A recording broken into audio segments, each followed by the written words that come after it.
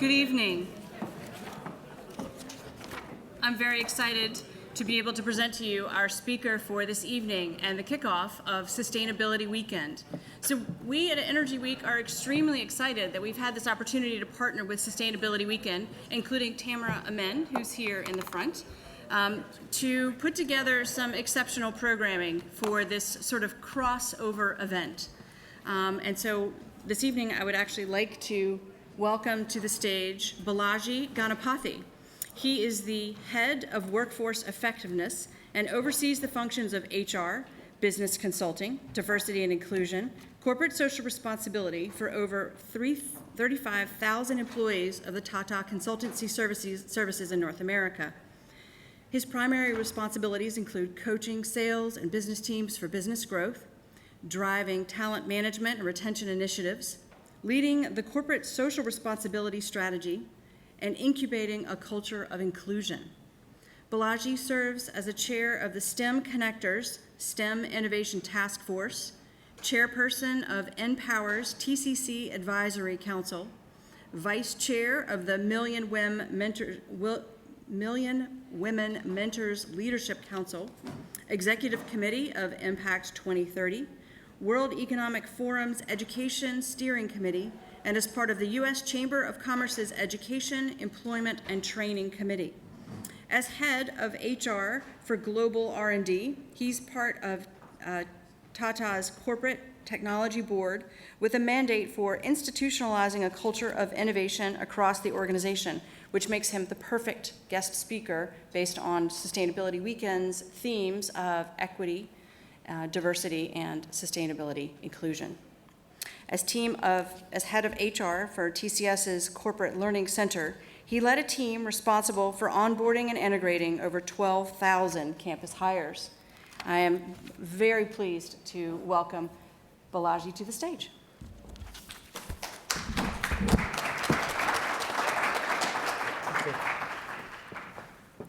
Thank you. Good evening, everybody. It's happy hour, right? So very happy to be here.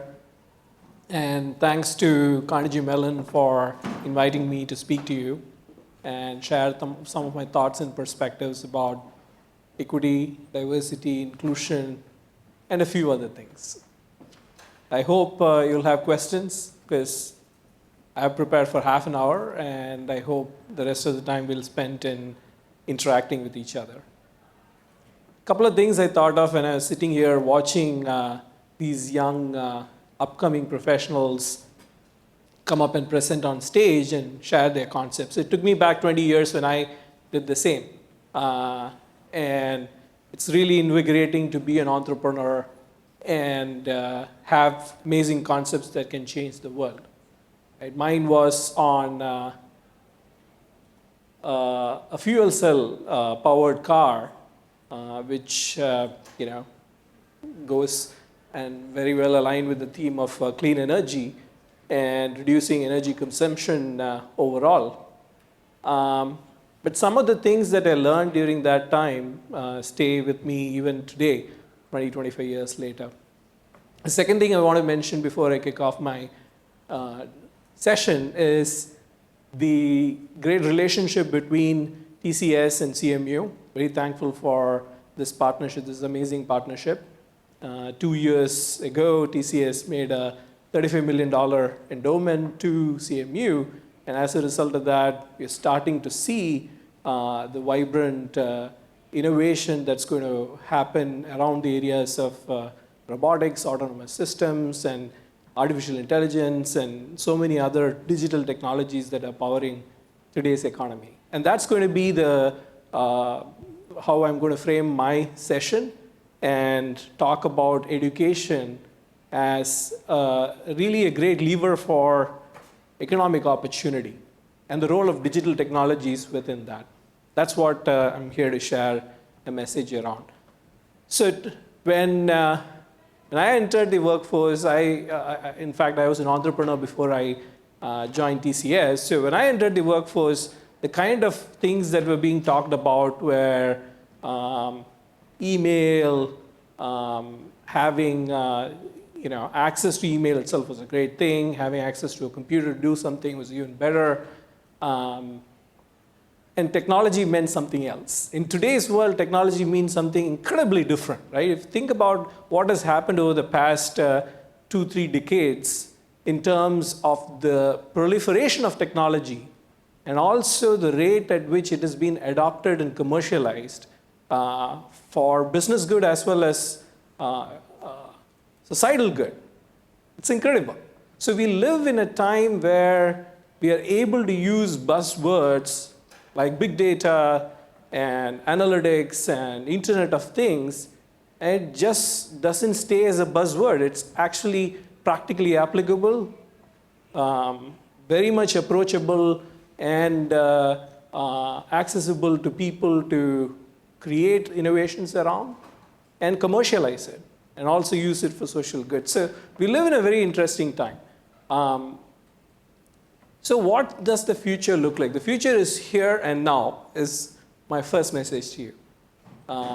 And that's evident in the kind of presentations that you saw from the upcoming researchers and undergraduate and master students at CMU and other universities who are represented here. They brought the best of innovation and applied that into social problems that they saw around them. But the future is here and now also because, like I said, these are not buzzwords. These are technologies that are powering solutions within enterprises, within countries, within communities. And when I think about the resurgence of a city like Pittsburgh, you can certainly say that a lot of this has to do with the technology uplift that has happened.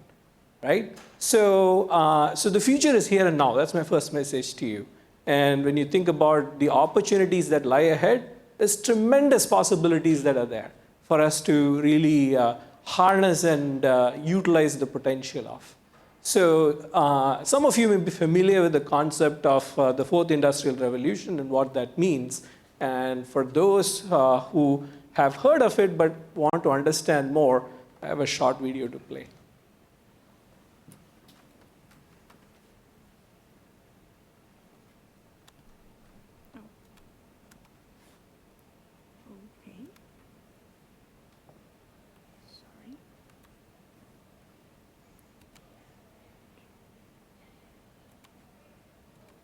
The video.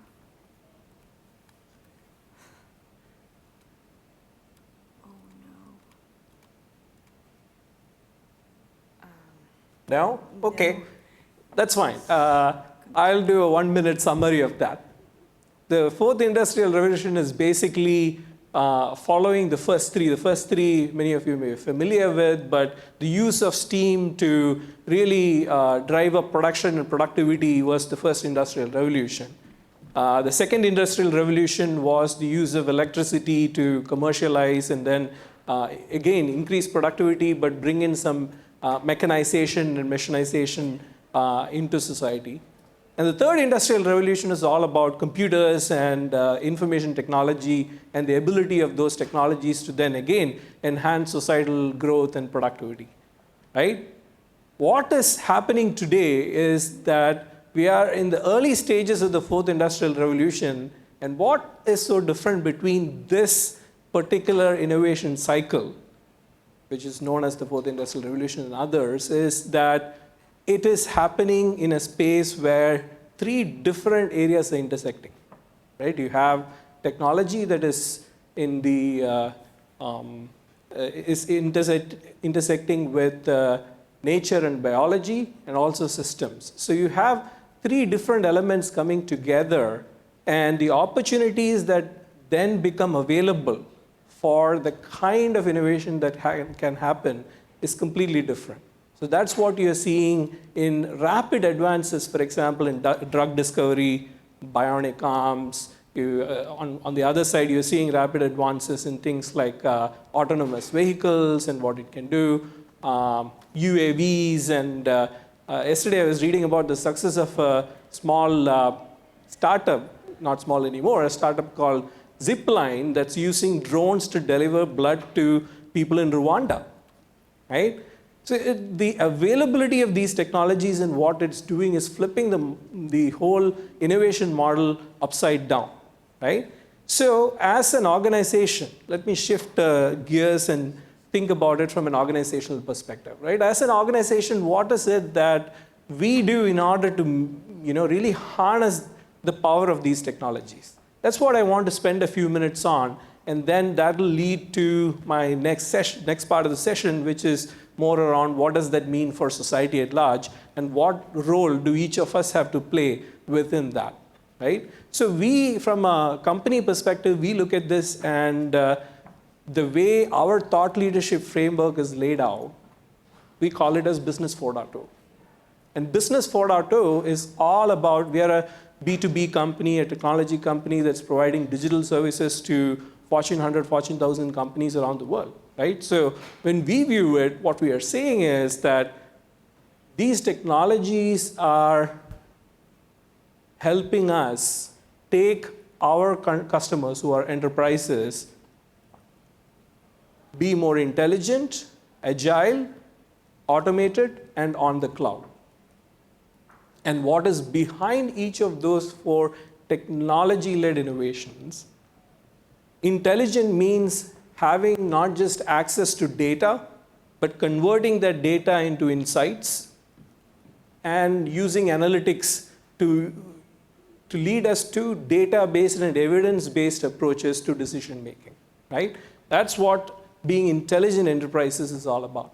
Being agile means able to move away from an innovation cycle where you had to wait for months and years to see technology-led change happen, and be able to do it in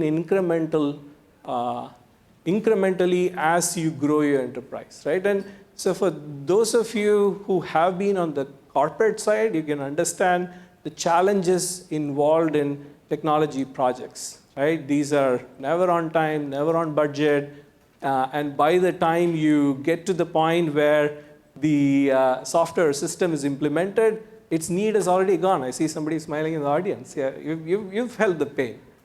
You've seen it happen. But what the agile-based methodologies allow us to do is to cut through all of that and basically interact directly between people who are owning the product to people who are designing the product, right? So that's the second technological innovation that we are tapping into. The third one is being automated, which means that the resources that are available within the organization can then be prioritized to something bigger than what it is currently dedicated to, whether it is human resources, technology resources, intellectual resources, financial resources. You can do that if you think of it from a machine-first delivery model, which is what we are bringing to the table as an organization. And there are ramifications of that. But the fourth element of it is cloud. And again, many of you are familiar with these technologies, whether it is public cloud, private cloud, hybrid clouds, and the ability for you to be accessing data real time in places where you know that the resilience of that data when any external interactions happen is very high, right? So it's transformative not just for large enterprises, it's also transformative for small and medium businesses, and to be able to do that. Think of the move to cloud as how we dealt with Y2K and what happened during that time, right? The model of having a factory-based approach to looking at what systems existed and moving them and migrating them into new set of systems. That's what's happening today with the move to cloud. Of course, cloud has much more potential than that, but the early adoption of cloud is happening in this space. So if these are the four technology innovations or technology drivers behind Business 4.0, there are four behavioral elements which hasn't changed since the first industrial revolution. It continues to remain the same, but the way we interpret and use it has changed over time. So if you look at it today, mass customization or tailoring it to the segment of one. This has always been the case. If you look at 20, 30 years ago, businesses were again all about putting the customer at the center of everything that you do, right? So it's not very different, but what has happened today is because of the availability of these technologies, you are able to make that kind of customization and personalization in a seamless manner, in a more cost-effective manner, in a manner where you can play around and scale things pretty quickly, in a manner where you're able to see results and the feedback loop is much faster, right? So mass customization, and this, for example, if you look at what's happening with retail and the whole shopping experience, or with travel and how you interact with air travel or when you go on a cruise, all of that is one of the first few adoptions and manifestations of mass customization. The second aspect is creating exponential value, which means that using the limited resources or the resources that are available to have a multiplier effect. And that's what is the second concept. Again, something very linked to productivity, but this is not just about productivity. This is about growth and transformation. And that's what thinking about it from an exponential value perspective brings in, right? So the exponential value to not just lines of business within customers, but the entire enterprise, right? And the third element is leveraging ecosystems. So today, you are collaborating across functions. And when I first learned about this, and a couple of days ago when I heard the introductory speech by your president, he mentioned the word interdisciplinary.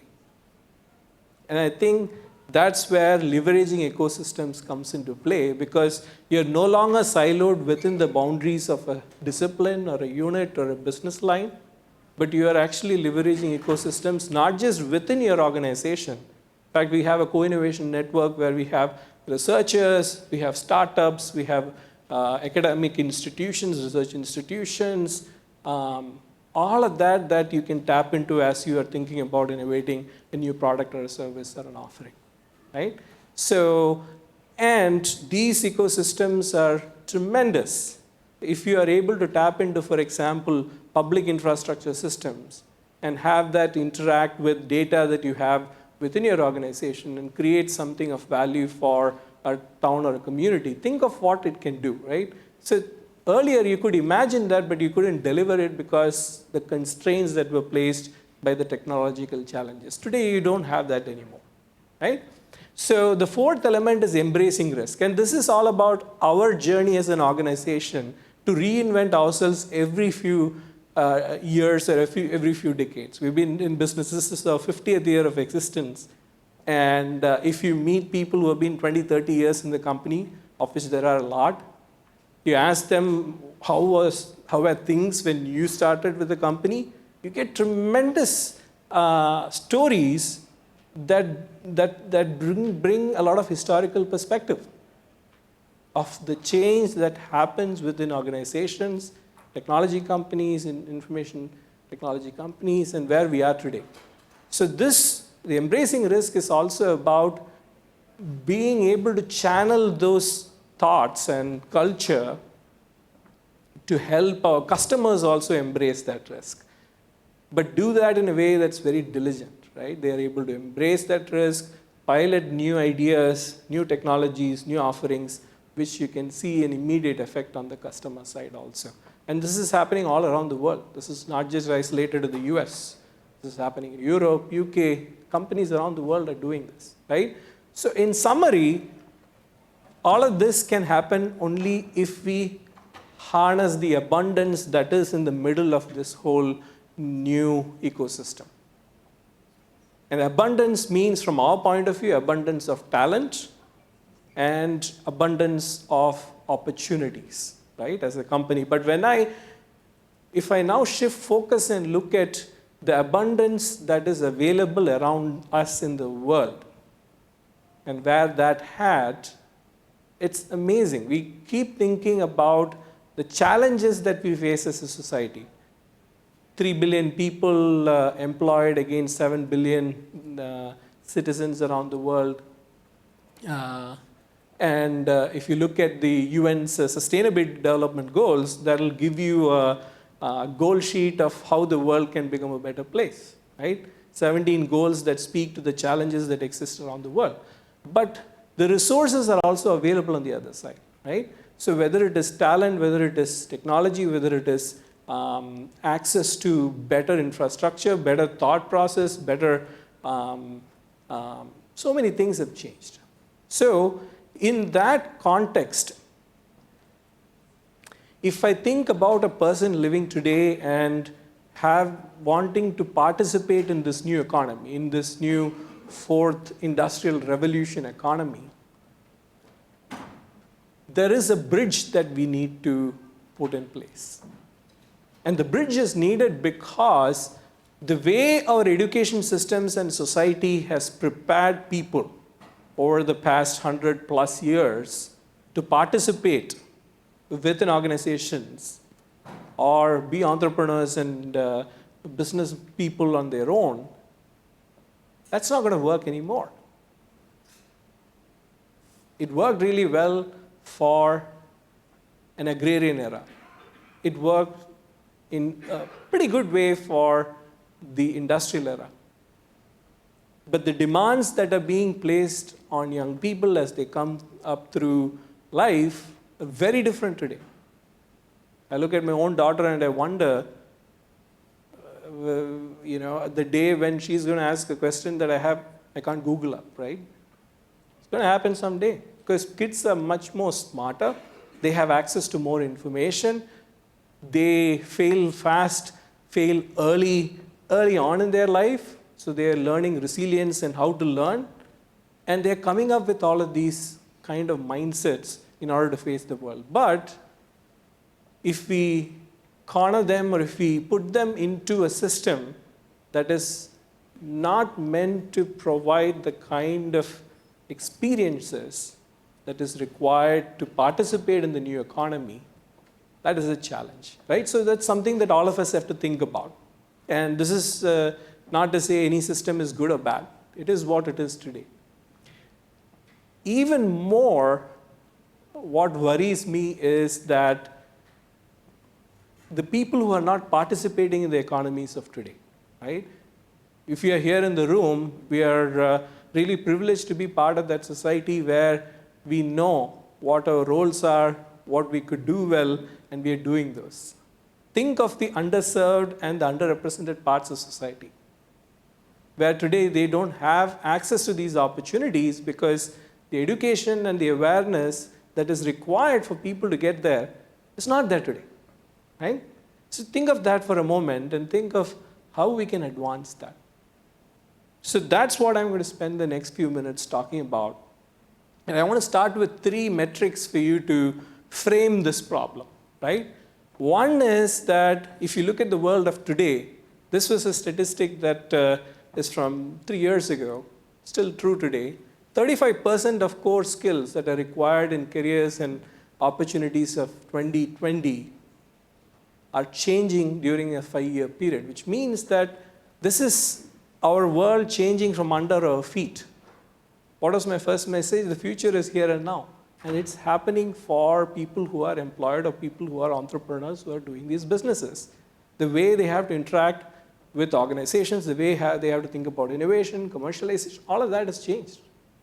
And it's changing rapidly. So as an organization, there are some responsibilities that we have.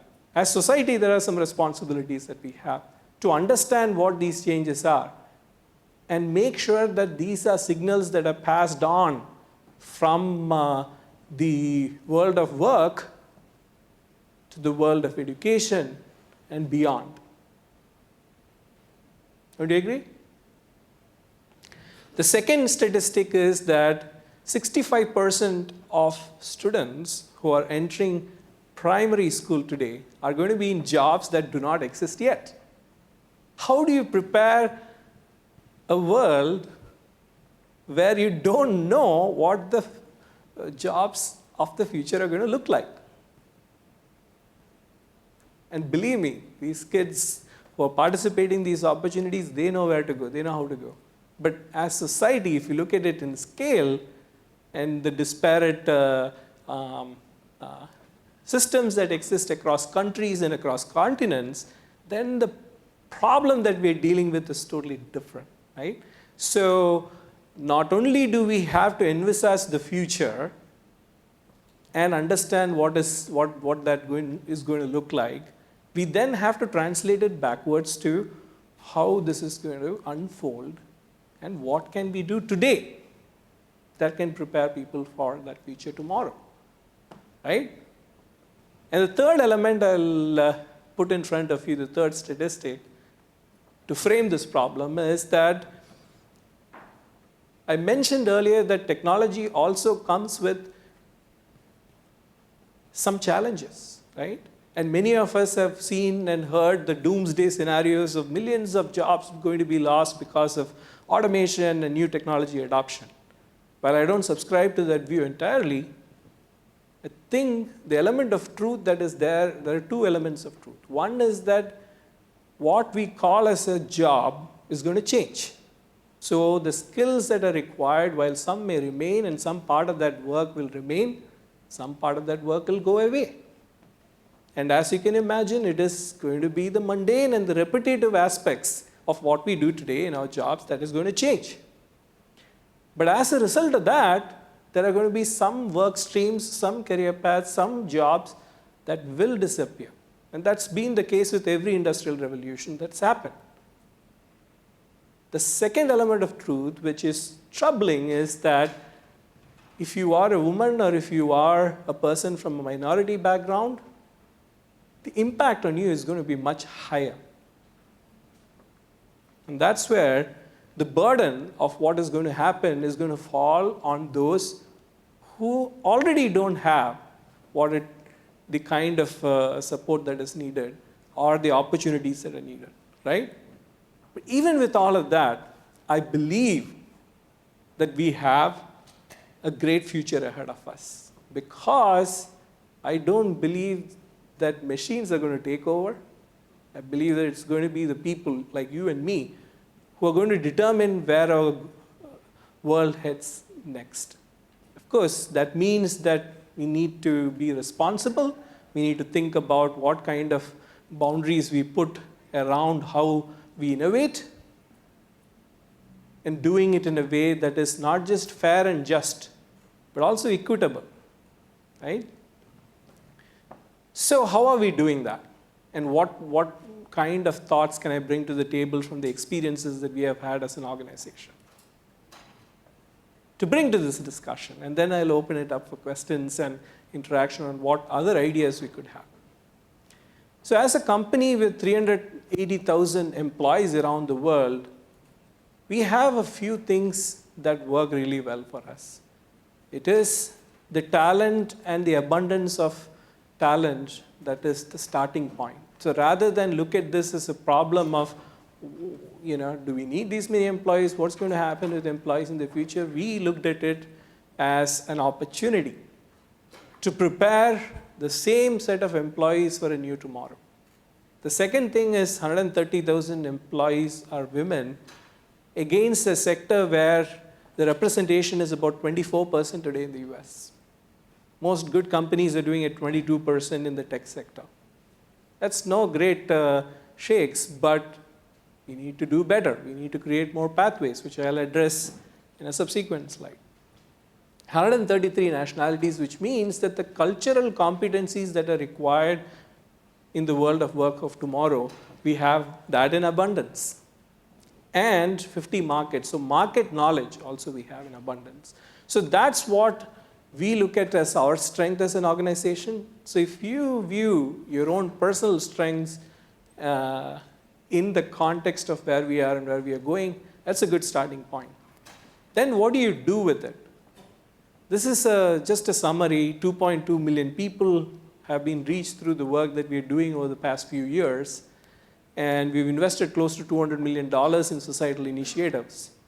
But even more important is that we're walking the talk within the organization also. Over 500,000, 500,000 new digital competencies that we have developed just in the past couple of years, and over 1 million certifications. What does that mean? It means if I framed the problem, I mean, you knew I was going to come up with some solution also to offer. The solution that we have to offer is that in the world of the fourth industrial revolution, and using Business 4.0 as a thought leadership framework, we believe that we can harness abundance to empower communities. That is our worldview. And how do we do that? We do that in 3 ways. You can do that by starting within your organizations. Reskilling and upskilling employees so that they can participate in the world of today and tomorrow. Preparing young people for opportunities of today and tomorrow. And that means interacting with education and social systems that exist here and around the world. The third and the most important thing is making sure that all of this is done with a lens of equity and access, so that the people that we are trying to reach and impact first are the ones who are getting it least today. Okay, with me so far? Now I'm going to give you some examples of how we are doing it, and hopefully that will give you some food for thought and also something to reflect on as we get into the discussion part of this session. We're building cross-functional skills. When the title of the session is transdisciplinary education, I'm sure I'm going to walk the talk when it comes to that from the organization side. So if you view it as a triangle, what we are saying is that what we are channeling to our employees and to customer executives who are talking to us also, what we are saying is that in the new world of work, you need knowledge, deep knowledge from a technical sense, deep knowledge from a domain sense, and deep knowledge from a contextual sense. Knowledge of technology is something you can easily gain by going to a course, gaining a certification.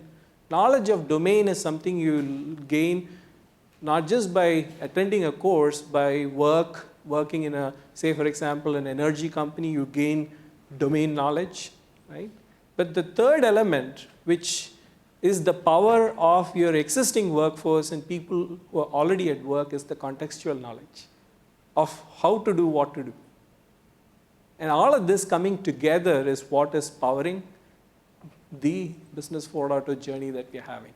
And that means giving people access to educational and training opportunities where they are, when they want.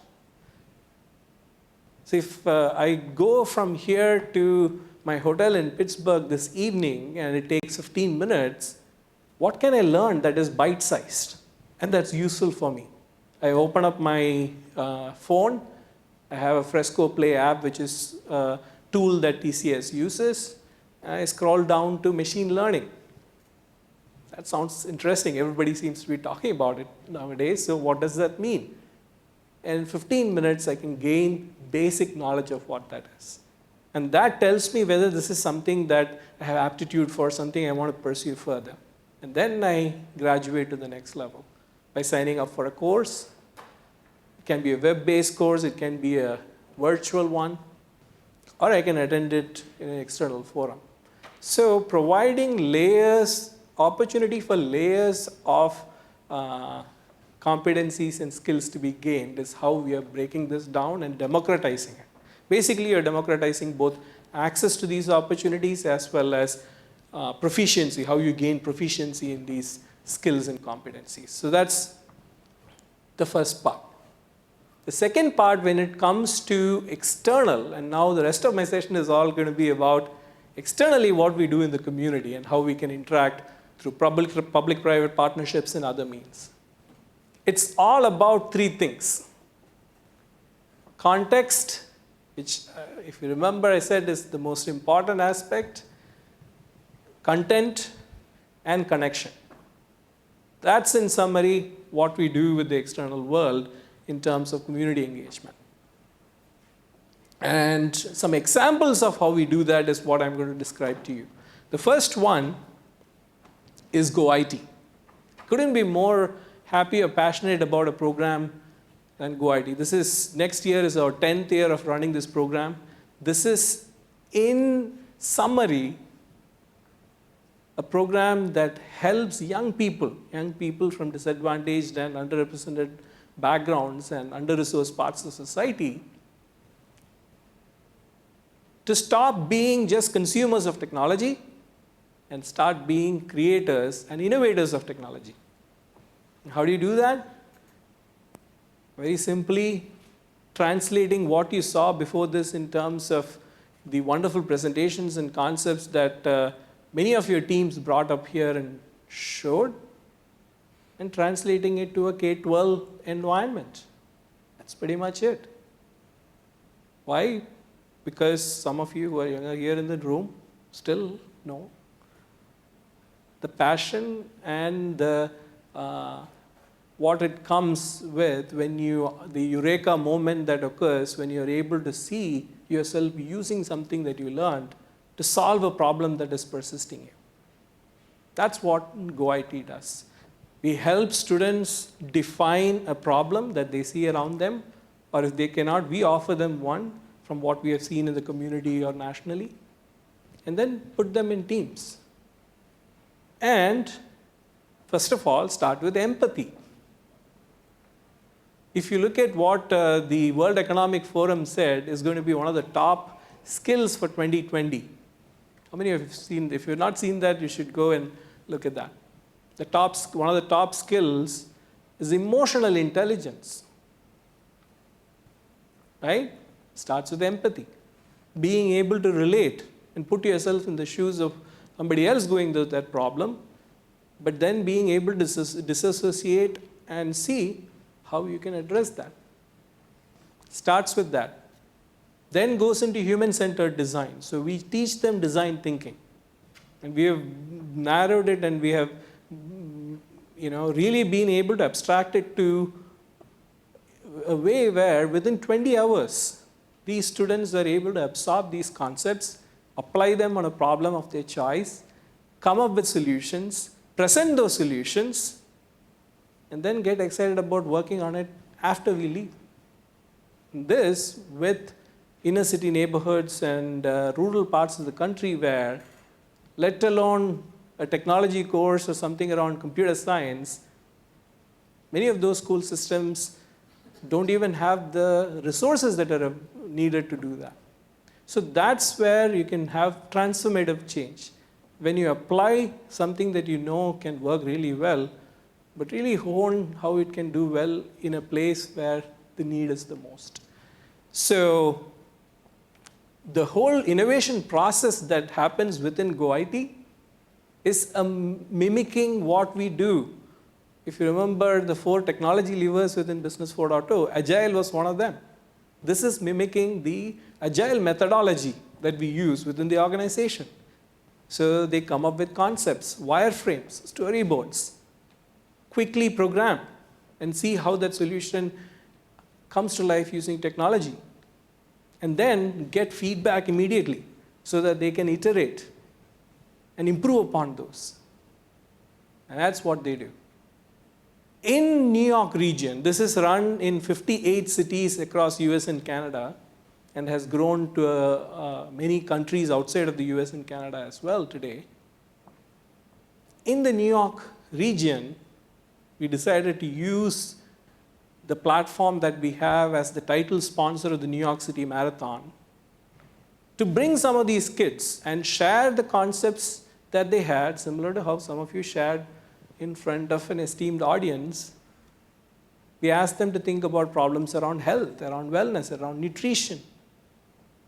The 5 boroughs and a few cities outside of New York City, and asked them to come up and pitch this in front of CEOs of healthcare organizations, of companies that are involved in running, and elite runners themselves.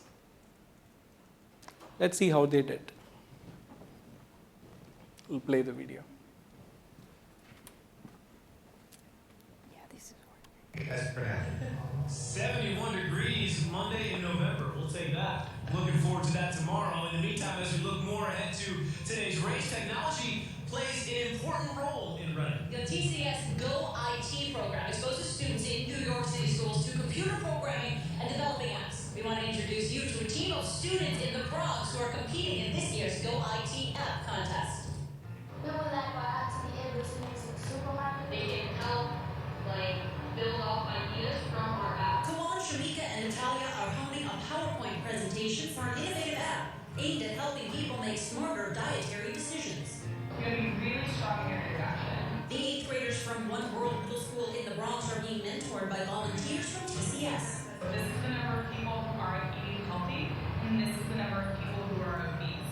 These kids were brought together through TCS's Go IT, a program that encourages students to pursue STEM degrees. The end game now is just to inspire students and get them interested in computer science specifically. Shows them that they can be producers of the things they use every day and not just consumers. The Students' Food Flex app is designed to offer healthier ingredients to everyday food products and recipes. I can help myself and help other people figure out ways to eat healthy. For Natalia, the app hits home. I get involved in this because my dad wants me to go on a diet because I eat too much unhealthy food. This app can help me to go on a diet by not making my dad forcing me into doing stuff because he's been on me a lot. Teachers say the Go IT program opens up a whole new world of career opportunities. So it opens their eyes to the possibilities, and the more possibilities they have, the more stars they have to reach for. They've even talked about taking it beyond graduation. I thought I was going to be a lawyer, but this has got me thinking, maybe I want to become an app designer. Now, the Go IT competition was held on Friday. Unfortunately, that team you just met from the Bronx did not win. But, hey, another food scanning app did win. So congratulations to the students from Edison in New Jersey on their Food Truth app. So that's just an example of what you can do by bringing industry context and pairing up mentors with young kids. This particular team was from the Bronx, but there were teams from across all the boroughs that competed in this challenge. But the idea is not just to provide the challenge and the opportunity for people to engage, but to provide that real world connect, right? That gives the context. They're able to say that, oh, okay, this is not just something that I'm learning to write a test. This is something that I'm going to use. This is going to stay with me for life. Problem solving skills, the communication skills, the team building skills. And you ask me as an employer, what is lacking in that I would like to fix among people that we hire? It is those skills. You ask any employer around the world, at least 70-80% of the time you'll get the same answer. So providing that context puts them on a path where even if you are not there, they cannot stop thinking about how they can apply these concepts that they have learned, these techniques that they have learned to problems that they see around them. So it develops a way of thinking. Now the second example I want to share with you is Ignite My Future in School. And this was born out of the need that exists across America that many of you may be aware of, many of you may not be aware of. We are sitting, of course, here in CMU, which boasts being the top computer science school in the country and possibly the world. But do you know that less than 20% of schools across America have even access to a computer science course? Less than 1 million out of the 55 million students in our public education system are even being offered something that you can refer to as a computational thinking or computer science concepts. Yet, as employers, as industry, we predict that computational thinking, not just computer science is the ultimate reflection of that. But if you look at the breadth of skills that are needed, computational thinking is going to be a foundational skill required for any job, any career, any sector. Why? Because it is the new problem-solving methodology of the 21st century. It's not that it is new in terms of a concept and a science. It's been in existence for many years now. But it's capturing the public imagination because it is giving a way for us to define this and say that in order to interact with machines, in order to interact with these things that we are creating, you need to know how to talk to it, right? You need to know how to look at data, how to make sense of it, how to abstract it, how to model the data. And these are not just needed if you are a computer scientist or a computer science engineer. These are problem-solving skills that you need as a citizen of the world of today and tomorrow. Only then will you be able to appreciate what's happening around us and how these digital technologies are impacting you, right? So we said, how do we go about doing this? How do we go about bringing computational thinking in an ecosystem where computer science itself has a challenging presence? So many years, for many years, we've been working with efforts like CS for All and other national and regional efforts to advance computer science education, working with senators and congresspersons at the Hill to promote policy that will allow for computer science to be introduced into high schools, into middle schools. The needle is moving, but it is moving really slowly. We don't have time for that. As a country, as a society, because the students who are coming out of the education system today need it as much as when the policy comes into effect maybe a few years from now. So it is up to us as citizens, as industry, as government, as educational institutions, as civic society to take up and take charge of this. So one solution that we offered for that is to partner with a reputable educational organization called Discovery Education. We said, let's develop a program that brings computational thinking into the classroom. But the difference is that we're not going to ask teachers to do something new. We're not going to ask teachers to change their entire curriculum. We're not going to ask them to do one more thing. Because if there is any group of people in the country that are underappreciated, it is the teachers. They are carrying the weight of systemic challenges that has plagued the system. So how do we make them ambassadors of this new approach? How do we empower them? That was the thought process.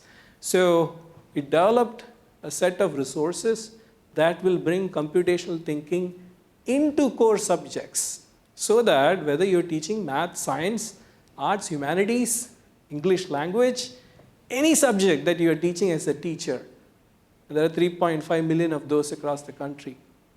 Any subject, you can today teach computational thinking using these lesson plans, using these resources. What does that do?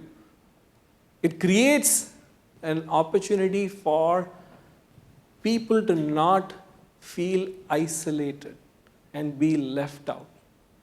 Not think that they want the best. If anybody wants the best for our students, it is the teachers. Of course, the parents are there. We are biased, right? We gave birth to them. It's the teachers who are doing it altruistically. So how about empowering them? And so what we did is we developed these resources and lesson plans. There are 40 of these today available on ignitemyfuture.org, ignitemyfutureinschool.org, I'm sorry. And what you can do as a teacher is gain access to any one of these lesson plans and use it in the classroom. But we said, okay, you can't build it and expect people to use it. So we also launched a grassroots level effort where we are now partnering with 10 pilot districts across the country to bring this to a school and the entire school district.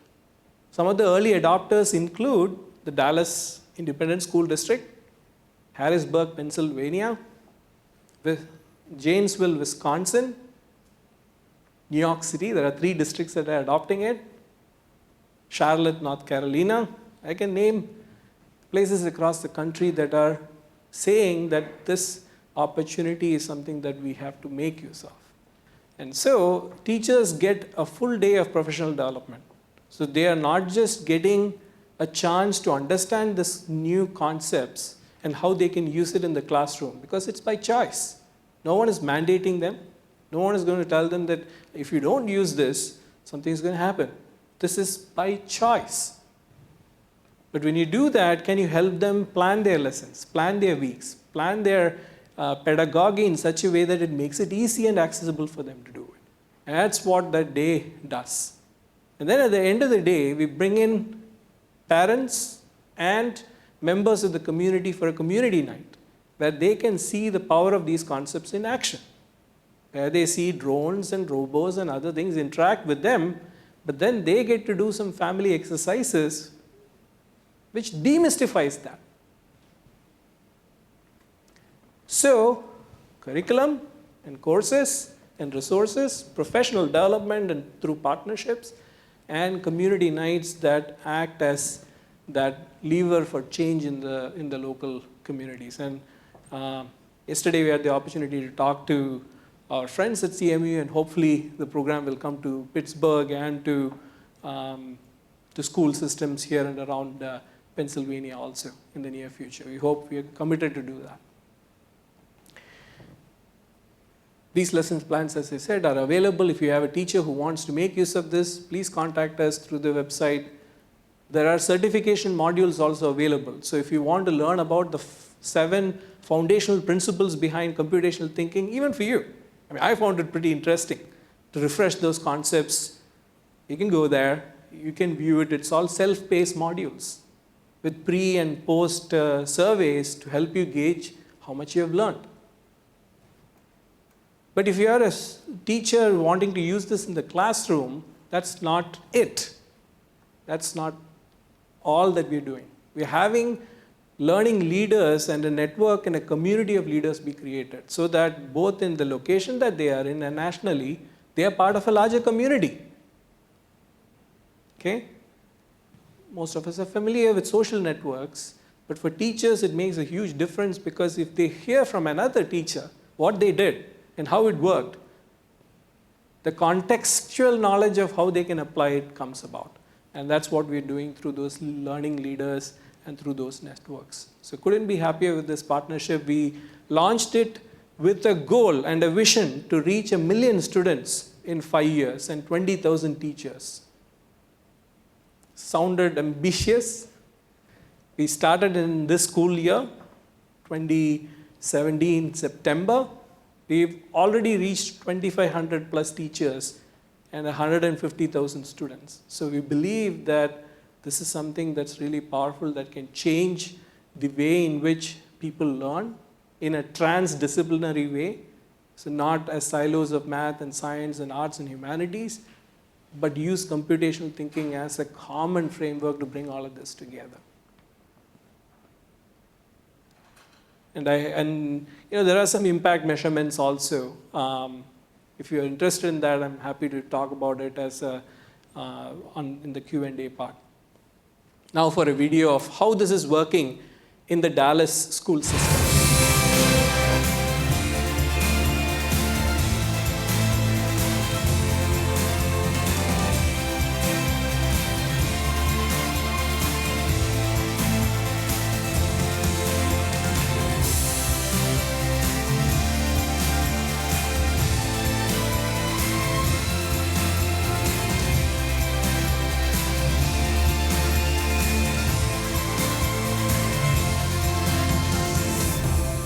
To be at this first day of discovery and really see Ignite My Future come to life is one of those moments where I'm so grateful to do the work that I do.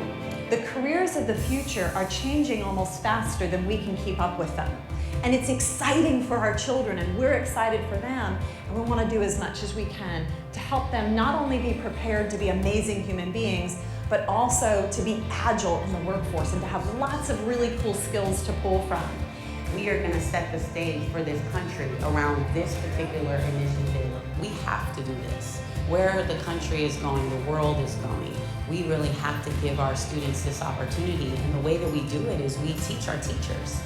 This will be something really transformative. And if anything, I think the kids will come back and say, finally, like I can really show you what I can do. I can really show you what I know. And you're letting me do something that I feel like I'm really good at, that can really articulate the knowledge that you have given me. You know, a lot of times people said, let's get our kids ready for 21st century skills. Forget that. We're heading to the 22nd century now. And the more that we can expose them to the methodology of the thinking, the process behind it, the easier it is for them to apply it to different mediums. The challenges we face as human beings on planet Earth today really do require creative, collaborative, adaptable solutions. We want to celebrate what you're doing in the classroom, and most importantly, we want you to be able to share that celebration with other teachers. I think it's a good way to open up channels of communication that haven't been previously explored, and the whole idea of a sense of community. If we can have more of an online community within our own community, then we can be working more collaboratively. The gate is open. Like someone has taken the key and let you out of the cage, take off running and see where you end up. Back in the day, we needed to prepare our kids to play Jeopardy. Now we need to have them to write the questions. So I just say hats off, tremendous thank you to Tata and to Discovery. We're actually investing in American education and what we're trying to do, and really having us just think larger, think bigger, think bolder, think grander. In 5 years, these kids are going to say thank you for teaching me how to think.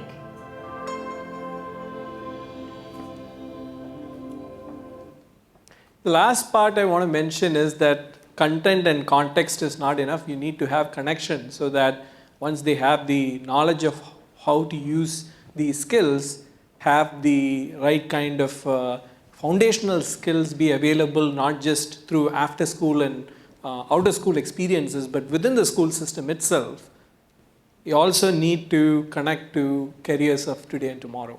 And that's where what we've been engaged in is to power the technology infrastructure as well as create grassroots level efforts along with partners from industry and from the other sectors of society.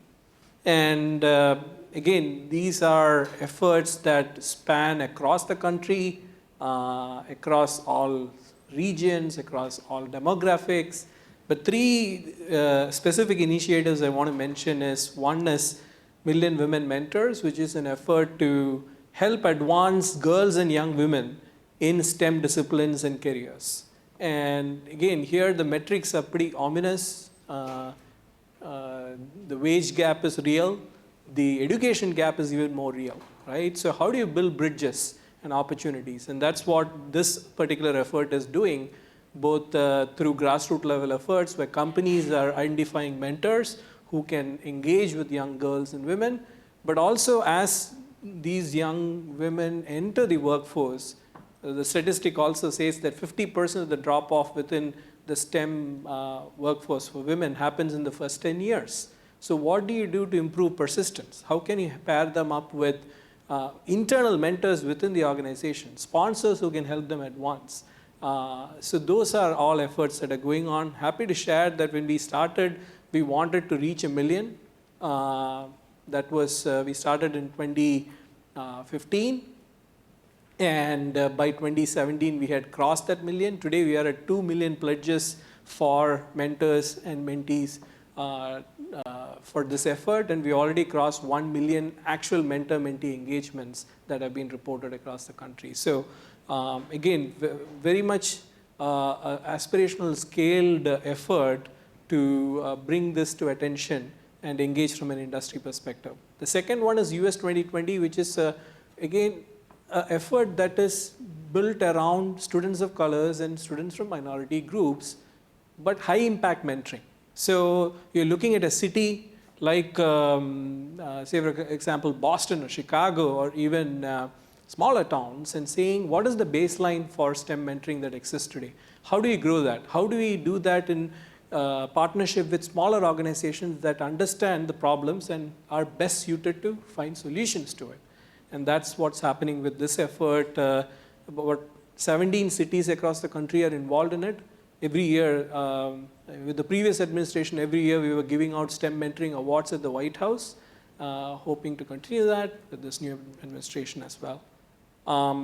Empower is the final one I want to mention, disadvantaged youth. So if you are looking at the early part of the system, the middle part of the system, if you look at disadvantaged youth, which is between 18 and 24 and unemployed, right? There are a lot of those youth also in the country that need to be addressed, and which is what this organization called Empower is doing. They are headquartered out of New York, but have operations across multiple cities in the country.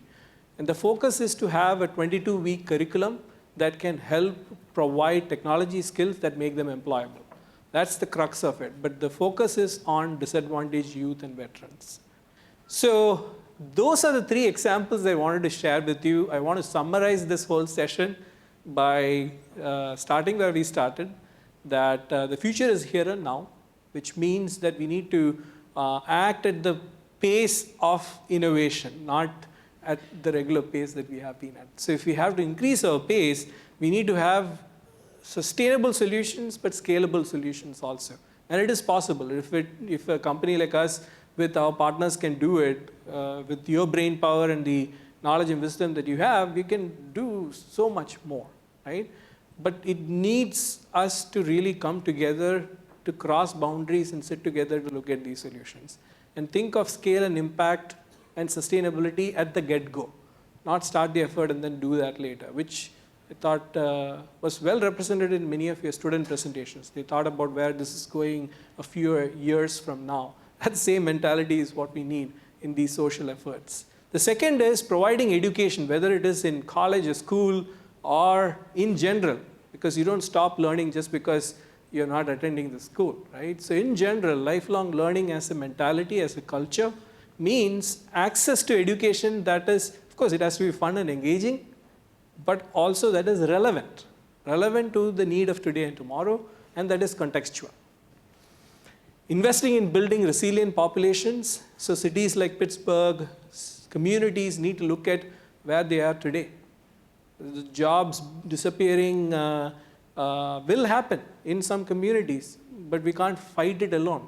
We have to come together and think of how do you build resilience and skills and access to skills and good education, contextual, relevant education can make that difference. So we need to think of that and look at multi-year efforts to advance that. And finally, I want to end with the positivity that, like I said, I'm extremely upbeat about the future, because it is humans who are going to control what happens next. And if we can harness this abundance, we can democratize prosperity. Every person can have access to opportunities if we really put our minds against it and do it in a collaborative manner. And that's what I want to share with you. Thank you for being with me and sharing these thoughts. I look forward to hearing your questions. Thank you.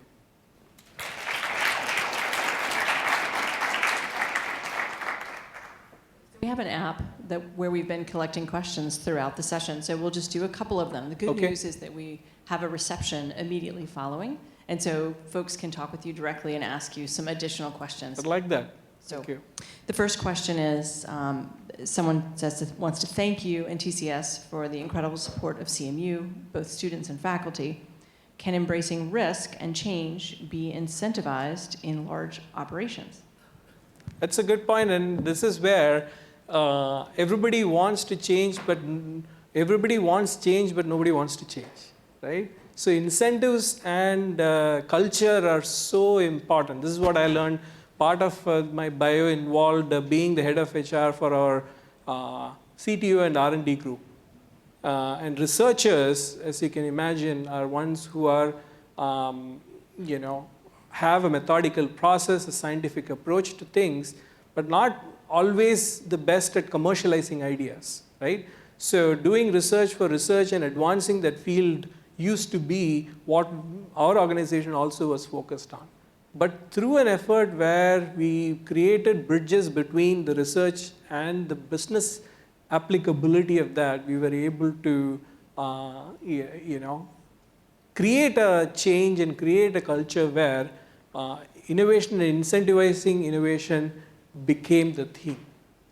So you have to make big bets, but you have to look at who your current audience is, and embracing risk means that you create those sort of conditions that make it easy for people to embrace risk. If your performance management systems or your appraisal systems are going to ding you if you fail, then you're not going to have a culture where people feel free to embrace that risk. So you have to have the right kind of culture, right kind of behaviors, and incentivize those through your actions.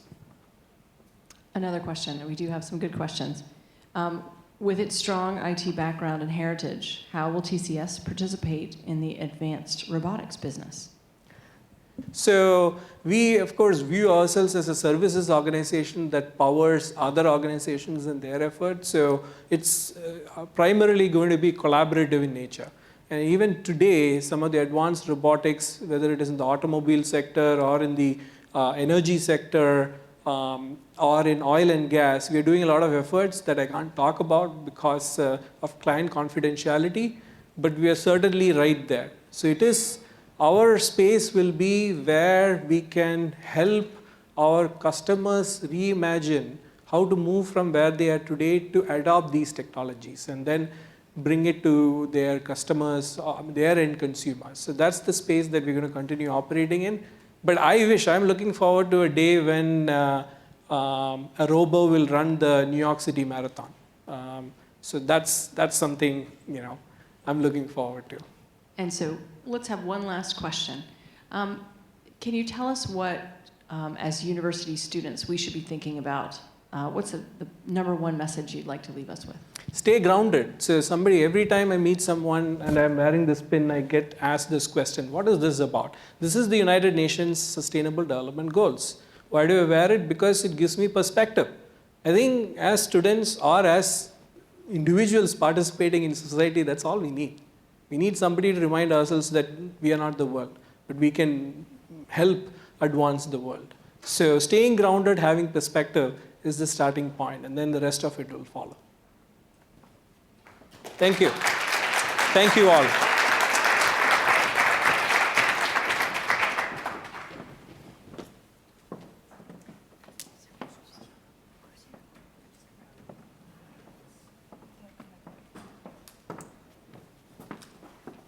So with that, we actually are going to conclude Energy Week for this week for 2018.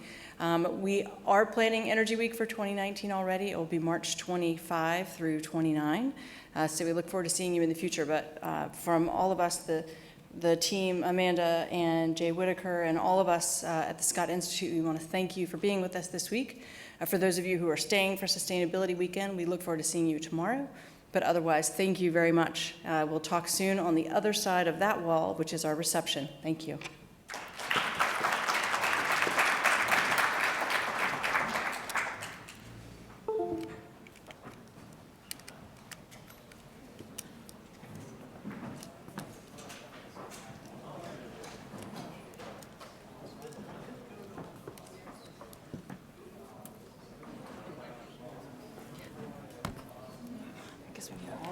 And everything, right? Yes. Thank you. Keep this with it. Is this mine or this is Amanda's? Yeah, sure. Okay.